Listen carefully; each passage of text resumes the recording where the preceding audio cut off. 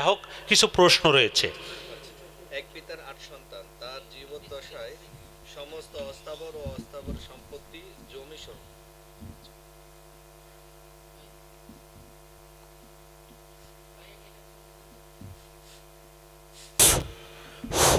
আসসালামু আলাইকুম রহমতুল্লাহি বরকাতু।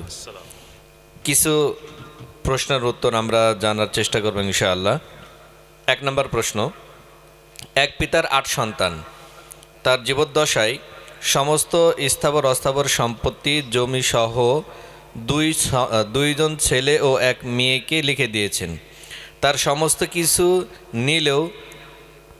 নিলেন ও যিনি দিয়েছেন তাদের কি হবে? এটা একেবারে কবিরা গুনাহা, এ থেকে অবশ্যই তওবা করতে হবে। রাসূলুল্লাহ সাল্লাল্লাহু আলাইহি ওয়াসাল্লাম বলছেন, মান আখাযা শিবরাম মিনাল আরজ, কেউ যদি 1 বিঘত জমিন, 1 বিঘত আধ হাত জমিন অন্যায় করে নিয়ে নেয়, তাহলে কুল্লে ফালাহু ইয়াউমাল কিয়ামাতি মিন সাবে আরদিনা, তার গলায় কিয়ামতের কাঠ গড়ায় কিয়ামতের মাঠে 7 তবক জমিন চাপিয়ে দেওয়া হবে। নাউজুবিল্লাহ। 1 কাঠা জমিনের মাটি যদি সম্পূর্ণ যত দূর নিচে পানি পর্যন্ত যাবে সব তুলে যদি একটা বস্তায় ভরে এক মানুষের মাথায় চাপিয়ে দেওয়া হয়, বলেন ওই নিয়ে থাকতে পারবে? এরকম 7 তবক জমিন হাসরের মাঠে তার মাথায় তুলিয়ে দিয়ে পাছার উপরে একটা পতাকা দেওয়া হবে, বলা হবে হাসরের মাঠে, হাজা গাদের ফুলান ইবনে ফুলান, এটা অমুকের বেটা অমুক বিশ্বাসঘাতক। এই জমির ফসলকে ইবাদত করলে কবুল হবে না, হজ করলে কবুল হবে না, জাকাত দিলে কবুল হবে না, সালাত আদায় করলে কবুল হবে না। ওই জমির ফসলকে সন্তান জন্ম দিলে ওই সন্তান আদর্শ হবে না, ওই সন্তান হারাম সন্তান হবে। হারাম রিজিককে হারাম সন্তান জন্ম দিলে ওই সন্তান আদর্শ হবে না। অতএব এক্ষুনি তওবা করে, যারা দিয়েছেন যারা নিয়েছেন সব তওবা করে, ভাই পাবে 2 টাকা, বোন পাবে 1 টাকা, ভাই পাবে 2 কাঠা, বোন পাবে 1 কাঠা, লিয-যাকারি মিসলু হাজ্জিল উনসাইন হিসেবে বন্টন করে নেন, তাহলে মুক্তি পাবেন, অন্যথায় পরকাল অত্যন্ত কঠিন। 2 নম্বর প্রশ্ন, যে ব্যক্তি প্রতিবেশীকে কষ্ট দেয় তাদের কি হবে? ইসলামী বিধান মোতাবেক জানতে চাই। হবে, পরকালে অনেক কঠিন ভাই। আমরা বলছি দুনিয়াতে কিছুই হবে না, কিন্তু পরকাল অত্যন্ত কঠিন, কোনো মুমিনের কাজ নয়। রাসূলুল্লাহ সাল্লাল্লাহু আলাইহি ওয়াসাল্লাম বলছেন, মান কানা ইউমিনু বিল্লাহি ওয়াল ইয়াউমিল আখির, যে ব্যক্তি আল্লাহ এবং পরকালে বিশ্বাস স্থাপন করে, ফালা ইউদি জারাহু, সে যেন তার প্রতিবেশীকে কষ্ট না দেয়, সে যেন প্রতিবেশীকে কষ্ট না দেয়। এটা আল্লাহর রাসূলের নির্দেশ যে প্রতিবেশীকে কষ্ট দিবে, সে রাসূলের নির্দেশ অমান্য করলো। অতএব কোন রাসূল তাকে হাসরের মাঠে শাফাত করবে? হ্যাঁ, করবে শাফাত। এই যে পীর সাহেব দেখলেন না, ওই পীর সাহেব ওকে শাফাত করবে, পীর সাহেবের কবরে যে কান্নাকাটি করবে, এই পীর তাকে নিজেও জাহান্নামে যাবে, ও নিজেও তাকে জাহান্নামে নিয়ে যাবে। 3 নম্বর প্রশ্ন, যে পরিবার স্ত্রী সালাত পড়ে কিন্তু স্বামী পড়ে না, অথবা স্বামী পড়ে স্ত্রী পড়ে না, এই ক্ষেত্রে করণীয় কি? ইসলামী বিধান কি?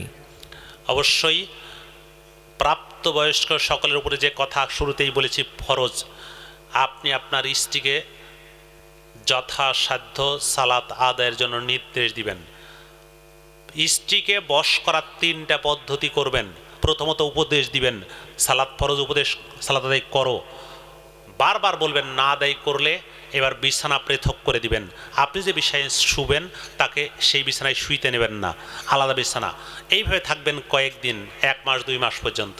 তারপরে থাকার পরে আবারও প্রহার করবেন, মারবেন, লাঠি দিয়ে মারবেন, পিঠে মারবেন, হাতে মারবেন, মুখমণ্ডলে মারা যাবে না, সামান্যভাবে আঘাত করে মেরেও তাকে সোজা করার চেষ্টা করতে হবে। এরপরও সোজা না হলে উভয় পরিবারের, শ্বশুর পরিবারের লোকজনকে ডেকে বলবেন, আমি মুসলমান, আমার বাড়িতে ভাত খাওয়াতে চাইলে সালাত আদায় করে ভাত খাও, নাহলে তোমার বেটিকে নিয়ে চলে যাও। এইভাবে কয়েকবার দেন দরাবা করার পরে না পারলে তালাক দিয়ে দিবেন। এরপরে স্ত্রী ধৈর্য ধারণ করতে হবে, স্ত্রী বলবে তার স্বামীকে সালাত আদায় করো। এইভাবে দীর্ঘদিন বলার পরে, চেষ্টা করার পরে, সে করার পরে যদি ভালো হয় আলহামদুলিল্লাহ, স্বামী সর্বোপরি দোয়া করবে একে অপরের আল্লাহর নিকটে, যদি ভালো হয় আলহামদুলিল্লাহ ভালো।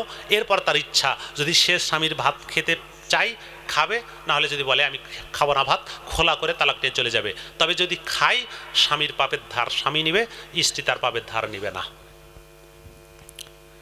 4 নম্বর প্রশ্ন, বর্তমানে সকল বাড়িতে টেলিভিশন আছে এবং ডিশের লাইন নেওয়া আছে, ইসলামের দৃষ্টিতে দেখা যাবে কি? টেলিভিশন দেখা হারাম নয়, টেলিভিশনের নগ্ন নাচ দেখা হারাম। টেলিভিশনে বাংলাদেশের খবর প্রচার করা হয়, ডিসেন্টিনাই এই যে খবর, এই যে এখন যে বক্তব্যগুলো হলো, এই যে বাচ্চারা যে ইসলামী নাটক করলো, এটা তো আপনি টেলিভিশনে আপনি এখান থেকে মোবাইলে রেকর্ডিং করে নিয়ে দেখতে পারেন। অতএব ডিসেন্টিনা খারাপ নয়। ডিসেন্টিনাই ডাক্তার জাকির নায়েকের বক্তব্য শোনা যায়, কিন্তু ডিসেন্টিনার মাধ্যমে যদি অশ্লীল ছবি, অন্যায় কিছু দেখেন, এর জন্য আপনি পাপী হবেন।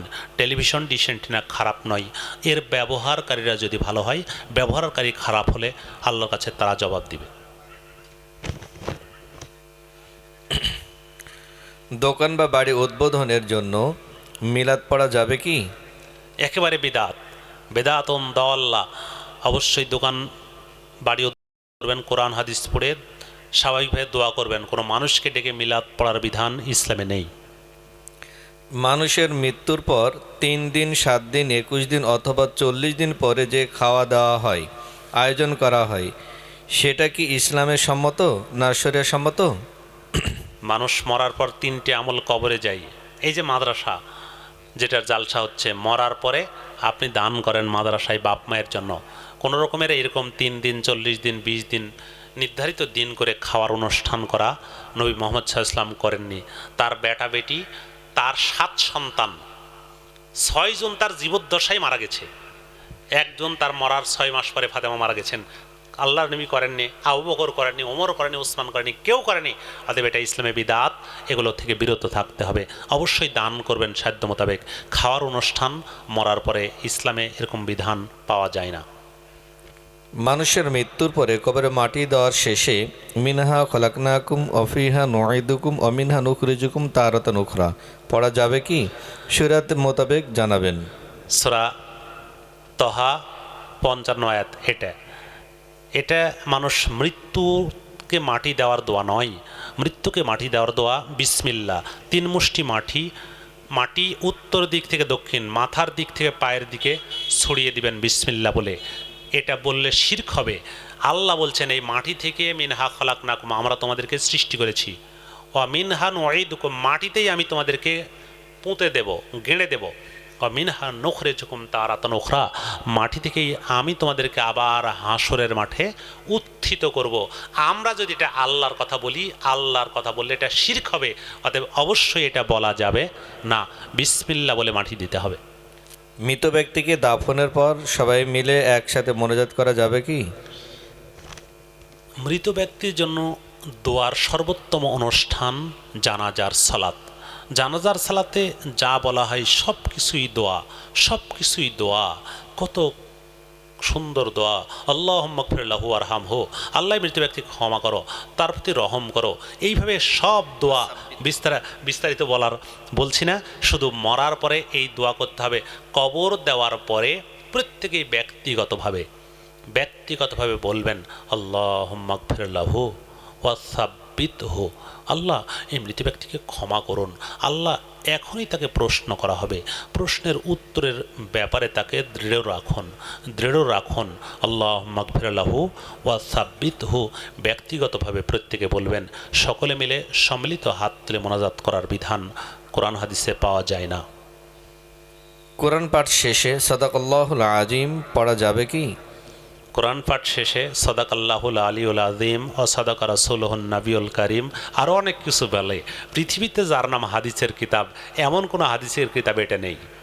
পৃথিবীতে কোনো হাদিসের কিতাব এটা নাই, জাল জয়ীব সহি কোনো হাদিসের কিতাবে নাই। এজন্য অবশ্যই পরিত্যাজ্য। আমরা অনেকেই নামাজ বা অন্যান্য সময় তাসবিহ গণনা করি, শরীয়ত মোতাবেক এটি কি করা যাবে না যাবে না? তাসবিহ গণনা করা সুন্নাত, তাসবিহ গণনা করা সুন্নাত। পদ্ধতি রাসূলুল্লাহ সাল্লাল্লাহু আলাইহি ওয়াসাল্লাম বলছেন ও আকেদনাবেল আনামেলে, তোমরা হাতের আঙ্গুলে তাসবিহ গণনা করো, হাতের আঙ্গুলে তাসবিহ গণনা করো। ফাইন্নাহুন্না মাসউলাতুন মুস্তানতাকাতুন, কেন এটা কিয়ামতের মাঠে জিজ্ঞাসিত হয়ে আল্লাহর কাছে কথা বলবে। অতএব হাতের আঙ্গুলে বুড়ো হয়ে গেছেন, ভুল হচ্ছে, 14 বার ভুল হোক হাতের আঙ্গুলে গণনা করবেন, তাতেই সব পাবেন। তসবিহ দানাই, কড়ি দানাই, আধুনিক আবার বিভিন্ন যন্ত্র বের হয়েছে, যন্ত্র, এগুলো এই সবগুলো বাতিল করা যাবে না। আপনি 14 বার ভুল হোক তাও হাতের আঙ্গুলে গণেন, তাইতেই আপনি সব পাবেন।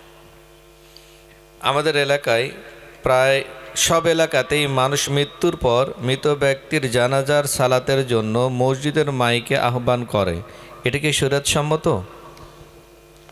এখনো মক্কা মদিনায় জায়েজ আছে, চালু আছে। জানাজা মাউজুদ, সালাত শেষে শুধু ইমাম সাহেব বলছেন আসসালাতু আলাল মাইয়িত, মাইয়েতের উপরে এখন জানাজার সালাত, আল্লাহু আকবার। এ ভিন্ন আর কোনো ঘোষণা মাইকে নয়। অবশ্যই ব্যক্তিগতভাবে একে অপরকে বলবেন, মোবাইলে বলবেন, কিন্তু মাইকে এগুলো প্রচার করার বিধান ইসলামে নেই। বিভিন্ন মসজিদ বা মাদ্রাসার জন্য অনেকে যারা হাটে বা বাজারে টাকা তোলেন বা মাইক বাজিয়ে দোয়া কালেমা পাঠ করে টাকা চান, এগুলো কি শরীয়ত সম্মত? এগুলো আসলে পদ্ধতি ভিন্ন, এগুলো করার থেকে আমাদের যথাসম্ভব বিরত থাকতে হবে। ইসলামের এই পদ্ধতিগুলো ইসলামকে একবারে খাটো করে দেখানোর পদ্ধতি হচ্ছে। মানুষের কাছে যে ভিক্ষা চাইছে এগুলো করা হচ্ছে, এগুলো মাইক বাজায় রাস্তায় রাস্তায় মাইক বাজিয়ে করা হচ্ছে, অথচ মানুষ তো মাইকের কথা শুনছে না। এই জন্য পদ্ধতি অবশ্যই পরিবর্তন করতে হবে। ইসলামী জালসা, মাদ্রাসা, মসজিদের জন্য সাহায্য চাওয়াতে সমস্যা নেই, কিন্তু পদ্ধতি পরিবর্তন করতে হবে, প্রচলিত পদ্ধতি বাদ দিতে হবে। রমজান মাসে অনেক ব্যক্তি সময় হওয়া সত্ত্বেও দেরিতে ইফতার করেন, আবার দেরিতে খাবার সামনে রেখে মাওলানা সাহেবগণ দোয়া করেন বা মোনাজাত করেন, এগুলো কি শরীয়ত সম্মত? আবু দাউদে হাদিসটি এসেছে। আবু হুরায়রা রাদিয়াল্লাহু আনহু বলেন, রাসূলুল্লাহ সাল্লাল্লাহু আলাইহি ওয়াসাল্লাম বলেছেন, লা ইয়াজালুদ্দীনু যাহিরান মা আজ্জালান নাসুল ফিতরা লিআন্নাল ইয়াহুদা ওয়ান নাসারা ইউআখিরুন।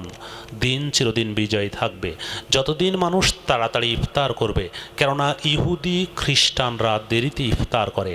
অতএব আপনি এই অ্যান্ড্রয়েড ফোনে সার্চ দেবেন, অ্যান্ড্রয়েড ফোনে সার্চ দিয়ে দেখবেন আজকে রাজশাহীতে সূর্যাস্ত কত।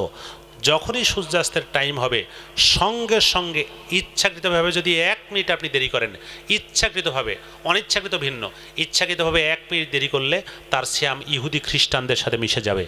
সময় হওয়ার সাথে সাথে ইফতার করতে হবে। নাই ফাঁকা মাঠে যাবেন, যে সূর্য দেখে ইফতার করবেন, কোনো মোবাইল ঘড়ির প্রয়োজন নাই।